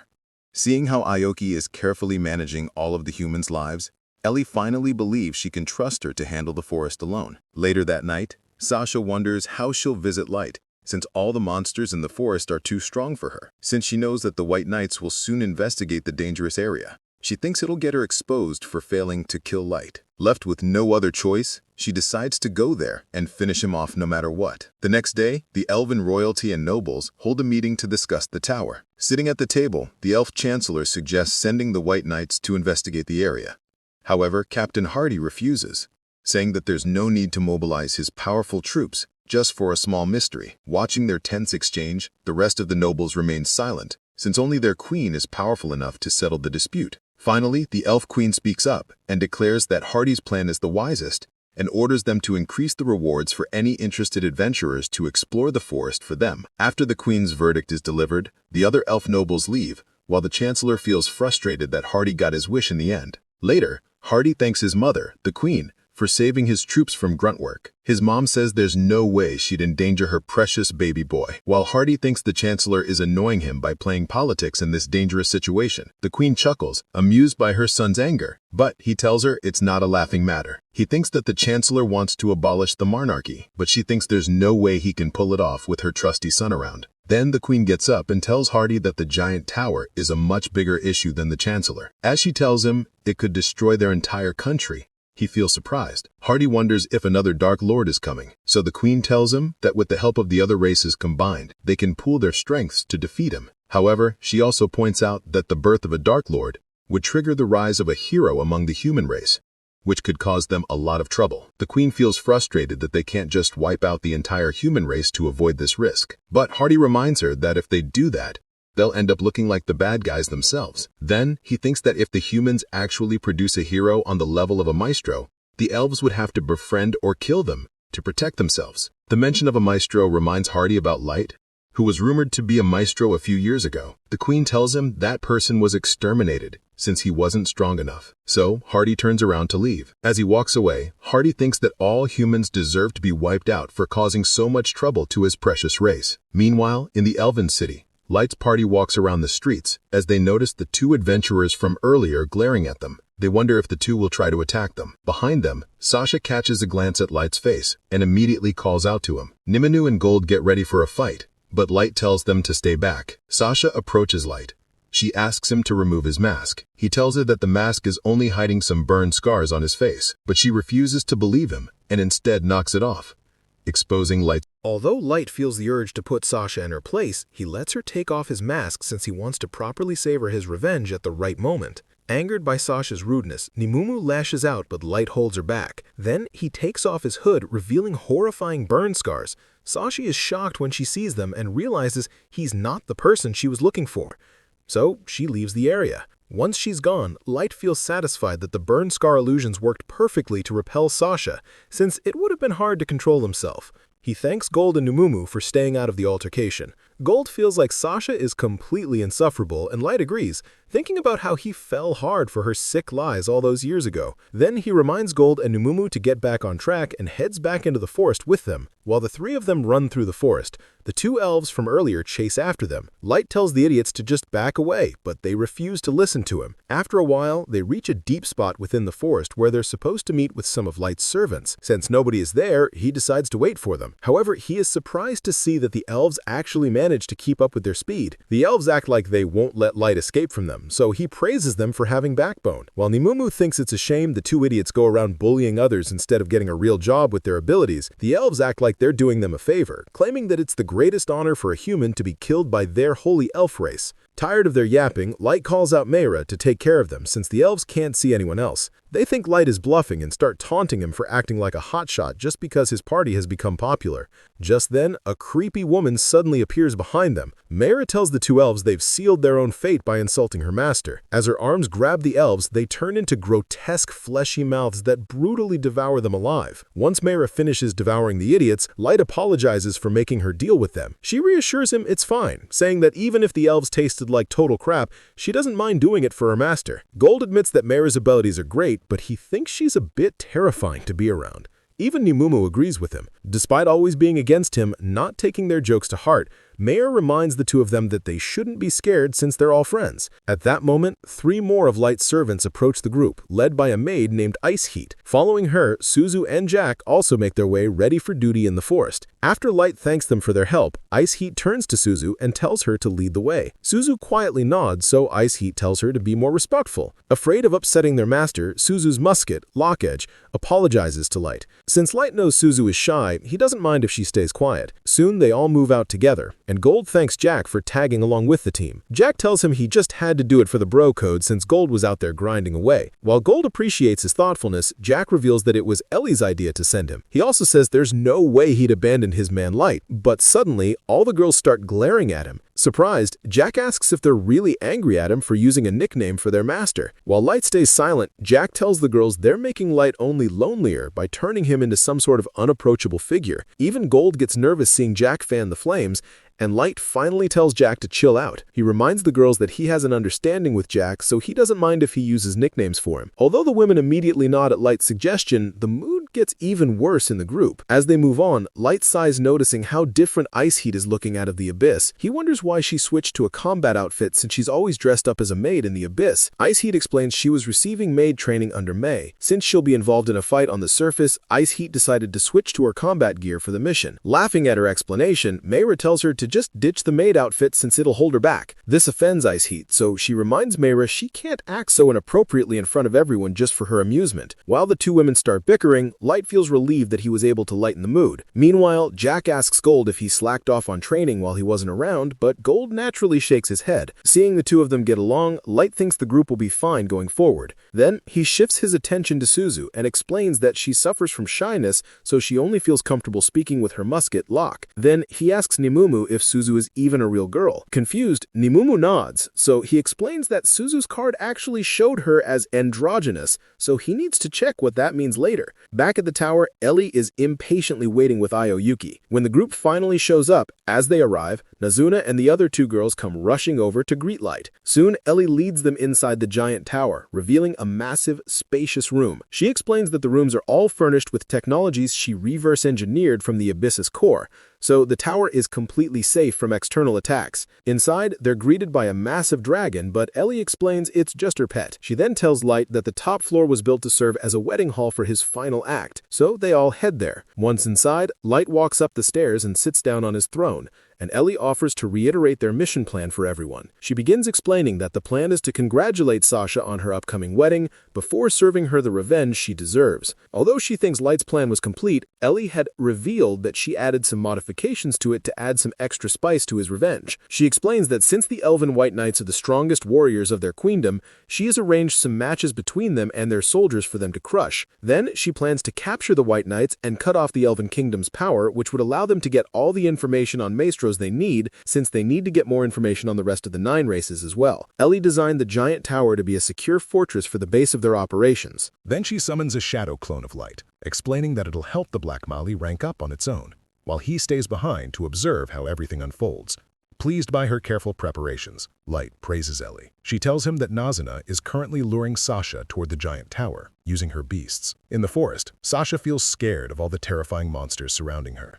However, she keeps going towards the giant tower, since settling things with Light is the only way she can live peacefully. Back in the tower, Light wonders what'll happen once she gets to there. So Ellie tells him that her pet will greet all their guests. Outside, when Sasha sees the huge dragon, she gets scared and backs out. Ellie watches her leave through a camera and tells Light that Sasha will soon return with the White Knights to help her. Finally, she promises to arrange a perfect match by using their soldiers against the elves, saying it'll be a spectacle worthy of Light's. Later that night, in the Elven Queendom, Sasha calls over a royal meeting to discuss the giant tower.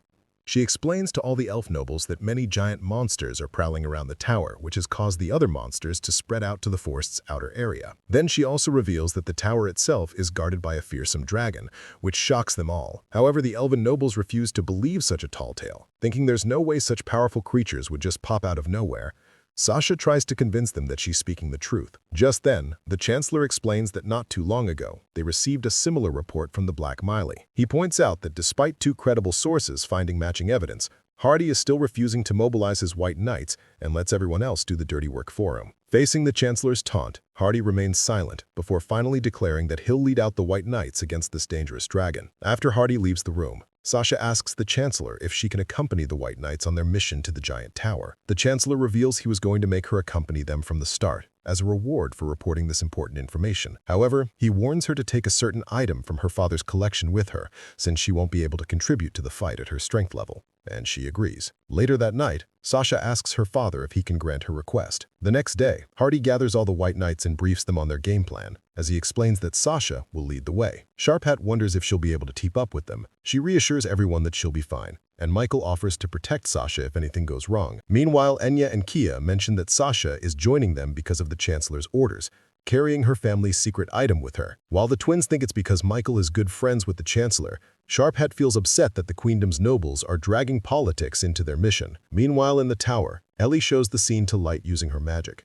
He asks her how Sasha's doing, so she zooms in on her face, seeing Sasha hard at work. Light praises Ellie for bringing her here with her careful plan. He then notices his own hand trembling. Realizing that his body is shaking from excitement, wondering the kind of twisted faces Sasha will make when he finally exacts her revenge, Light can only pray that she arrives as soon as possible. Back in the forest, Sharp Hat wonders if Sasha is even leading them down the right path, but she explains that she marked the route the last time she came, pointing out the marks on the trees. However, she stumbles on a hard route, so Michael quickly catches her. Watching the two of them romance it out in the misty forest, Sharp Hat wonders how they can pull it off. Back on the tower, Aoyuki notices that the White Knights are quickly approaching. Soon they all pull up in front of the tower, where the gate opens up to greet them. From the tower's interior, two giant Orthos monsters walk out and enter the forest. After those monsters leave, even more monsters move out, so Sharp Hat wonders if they should attack. Hardy tells him to stay back since their main concern is the dragon, and reminds him that the adventurer party they hired will also launch a diversion. Soon flares go off in the forest, which attract the huge monsters to rush towards them. After they leave, the captain asks Sasha if those were the only Orthoses in the tower. When she nods, Hardy tells his team to begin the attack, since the tower is now empty, save for the dragon. However, he still reminds his team to keep up their guard, since the tower could be hiding other monsters. To infiltrate the area, Hardy casts a silence spell that completely blocks all sound around their team.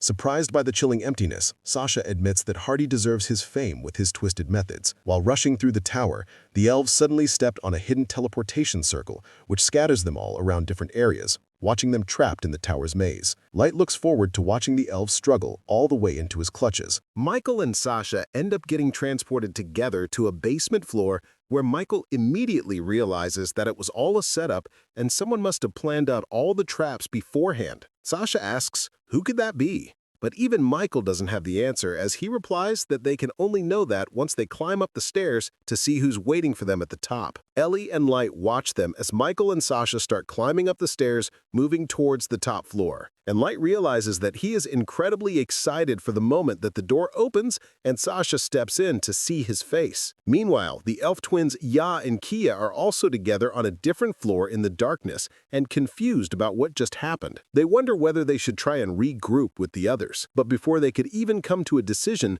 they hear voices coming from behind them. The voices turn out to be Mira and Ice Heat, who were discussing how they are supposed to deal with these weak-ass elves. Mira suggests that Ice Heat can just sit back and enjoy while she deals with both of them. But Ice Heat calls her a gluttonous pig, claiming that they should each get one of these idiots. The elf twins can't believe their ears, as they have never heard anyone make fun of them and take them so lightly before this. Mira and Ice Heat, however, don't even pay any attention to them and continue talking amongst each other. Ice Heat tells Mira not to get overconfident, as even a cornered rat can bite the cat chasing it. But Mira claims that these low-life losers are more like a bunch of pesky mosquitoes and nothing else. She asks Ice Heat whether she seriously thinks that these elves could even defeat one of them, and Ice Heat replies that there's no way in hell that these second-rate elves could even come close to their level. But still, they shouldn't play with their prey too much. This was enough for the twins to get riled up, as within an instant, the two elves rush at Mira and Ice Heat with rage in their eyes, claiming that they are the submerse of this continent and no being in this world can call them second-rate. Mira and Ice Heat effortlessly dodge the attack and stay in the air while the twins start using their speed and bouncing from one pillar to another in a blur before appearing behind them to chop them down. Even that surprise attack was useless though, as the two girls nonchalantly duck through the attack and descend back down to the floor. Mira tells Ice Heat that these elves are more like flying squirrels at this point, which again pisses the twins off as they decide to take the fight directly to their opponents. Meanwhile, Sharp Hat is alone in the darkness on a completely different floor. He lets out a big sigh, wondering how he didn't see the teleportation trap coming, and knows that Hardy is going to scream at him later for that. He is not as dumb as the others, though, and immediately senses that he is not alone. So he calls out his opponent to come out of the darkness and explain what's going on. And his opponent turns out to be Suzu. Just one look at her was enough to get him all riled up as he immediately starts simping for her. Suzu has a knee-jerk reflex to the creep, while Sharp Hat royally asks her name, claiming that he is ready to become her knight in shining armor. Suzu gets even more turned off at that when finally her gun speaks up, telling Sharp Hat that Suzu doesn't talk. Sharp Hat's mind immediately gets distracted as he realizes that the gun is an intelligent weapon. The gun tells him not to worry about remembering their name, though, as he wouldn't really need it because they are soon going to destroy him and everything that he holds. Sharp Hat's head drops down as he feels annoyed that not only did he miss the trap before, but now he has to fight with a hottie for no reason. He gives it one more try, telling Suzu that they can put the fighting on hold for now and get to know each other better. The gun tells Sharp Hat that Suzu is not interested as he is not her type, but Sharp Hat is completely without any shame and asks Suzu about her type so he could work to become like that. Suzu tells the gun that her type is short kings with black hair and a receding hairline. The gun immediately realizes that she is simping for Light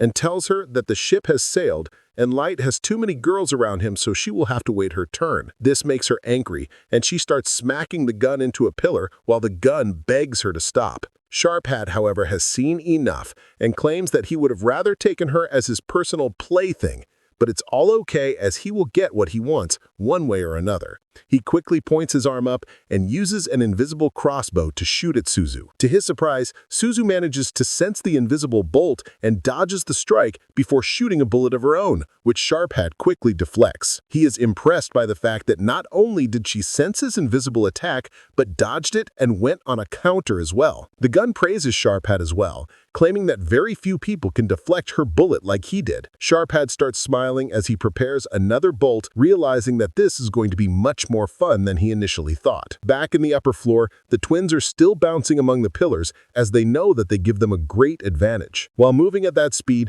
they also manage to use their wind cutter ability, which the girls easily dodge, but they soon try it once more. The girls manage to move out of the way once again, but realize that they can't let their guard down too much and should deal with them quickly. The twins, however, keep going full tilt, spamming their one ability. Ice Heat claims that they can't keep this for long, but the twins reply that they can keep doing this for hours without breaking a sweat. That could be a little annoying to deal with, but soon the twins decide to change their strategy. They move towards one of the pillars and use an advanced version of their basic wind cutter ability, creating thousands of tiny little blades flying towards Mira and Ice Heat. This is a little more difficult to dodge, and while they were busy trying to dodge that, Kia throws a dagger which stabs Mira in the stomach, while Ia manages to slash her arm clean off. They drop down to the ground, laughing that soon every single limb they have will be on the floor. To their surprise, the girls don't seem bothered at all, and Mira asks Ice Heat whether she has got the idea of how strong they are. Ice Heat replies that she has, and they are even weaker than she had imagined. This pisses the twins off, who scream that they are the ones winning this battle. But to their horror, Mira grabs the fallen arm and eats it right in front of them. This scares the out of the twins, who have no idea how that is possible. So Mira decides to show them something better and rips her own head off, throwing it around like a lol. The twins are horrified and ask, "Who the hell is she?" Mira finally introduces herself and Ice Heat as two ultra-rare cards, level 77,777. The twins are stunned to hear that and refuse to believe that something like that even exists, immediately deciding to attack them once again. But this time, they don't even block their attacks, claiming that it's not worth the effort to block them. This really scares them, and they immediately start running, while Mira laughs like a maniac. Ice Heat decides to end this and starts charging a powerful heat blast, while Mira covers herself with a shield. Meanwhile, on the lower floor, Sharp Hat is constantly on the offensive, sending bolts after bolts at Suzu, controlling their trajectory and even using a barrage of crossbow bolts all at once, hoping that it would do the trick. To his surprise, Suzu manages to get out of that without even a scratch, which excites him even more, and he tells Suzu that she should just leave the loser Light Guy and become his girlfriend. That was enough to get Susu mad, though, as she starts glowing with anger, ready to kill the annoying elf. Back on the upper floor, the elves end up hitting a dead end and decide to move along the boundary to try and find the exit. But before they could do that, they start feeling the floor getting hotter. To their horror, a wave of heat hits them as ice heat shoots her heat blast. The elves realize that they will burn to crisp, so they quickly start chanting a bunch of spells and create a huge ice wall to protect themselves. To their surprise, the ice wall melted immediately, forcing them to recreate it. They continue creating ice walls, but soon they run out of mana, and their entire armor starts melting in the intense heat. Soon they get completely consumed by the heat, disappearing from sight, and only then ice heat stops. She soon realizes that she might have accidentally killed the two idiots, but light wadded them alive. Thankfully, Mira tells her that Ellie used some protective enchantments so that these idiots won't die. If not for her, these two elves would have been charred to a crisp. The twins lay on the ground, burned and defeated, begging for mercy, but Mira tells them that they will get the same mercy that they gave the humans, and uses her tentacles to kill them as Light wants to extract all the information from them before he makes them feel the most devastating pain ever. Back at the lower floor, Sharp Hat finally realizes what he has done when Susu shoots a bunch of bullets in the air and then blasts them all towards the elf. Sharp Hat starts running for his life, trying to dodge all the bullets, but he realizes that he is outmatched beyond any doubt. He turns around to try and block the bullets with his own bolts, but it's of no use, as soon a barrage of bullets hit him all over the body, leaving him bloodied and near death on the floor. Sharp Hat begs for help, but only finds an enraged Susu standing above him. She is not done yet, though, and starts smashing his face in with her boot, telling him to die, and would have killed him for sure, if not for the gun talking some sense into her, telling her that Light wanted to know their full potential first before capturing them.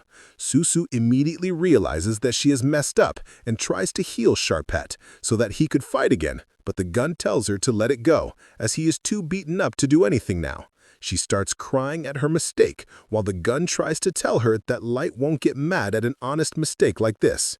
Meanwhile, on a completely different floor, Jack finds Must all alone with his axe and tells him honestly that he is supposed to fight with him, but suggests that Must should drop in the towel because it isn't in his nature to pick on weaklings. Must gets annoyed at this, but keeps himself under control, claiming that Jack should be honored that he is going to die at the hands of an elf above level 1500. Jack tells him not to worry, as he himself is level 77,777. An ultra-rare card at that. Must doesn't believe that, claiming that Jack should throw in a believable bluff. But Jack simply smiles, claiming that he should simply use his appraisal skill to verify it. He notices a look in his eyes and makes fun of him, asking whether he even has it or not.